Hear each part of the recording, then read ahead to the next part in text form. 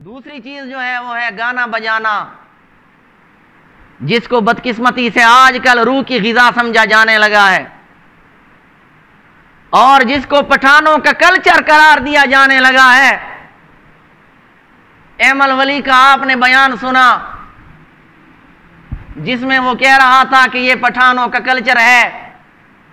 یہ پٹھانوں کا کلچر نہیں، یہ ان جیسے بے ایمانوں کا کلچر ہے، میراثیوں کا کلچر ہے، ان جیسے کنجروں کا کلچر ہے۔ پٹھانوں کا یہ کلچر ہرگز نہیں ہو سکتا۔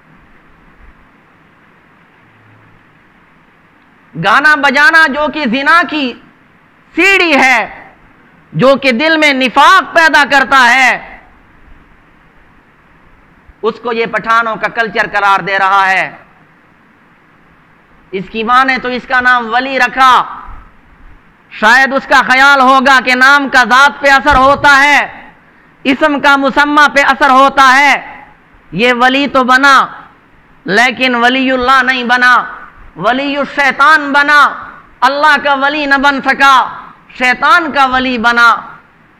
شیطانی اشیاء کو یہ اپنی تہذیب اور اپنا کلچر قرار دے رہا ہے۔ یہ پٹھانوں کے حقوق کی بات کرتے ہیں۔ ہم تو پہلے ہی دن سے یہ کہتے چلے آ رہے ہیں کہ یہ تنظیم میراثیوں کی۔ تو بہرحال دوسری چیز جو ہے وہ ہے گانا بجانا۔ رسول اللہ صلی اللہ علیہ وسلم کا فرمان ہے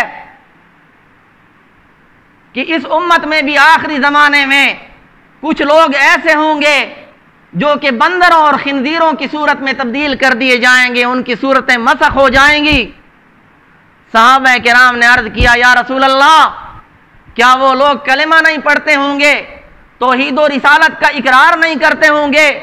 آپ نے فرمایا کرتے ہوں گے، بلکہ یصلون ویصومون ویحجون، نمازیں بھی پڑھیں گے، روزے بھی رکھیں گے، حج بھی کریں گے۔ صحابہ کرام نے عرض کیا، یا رسول اللہ، وجہ کیا ہوگی؟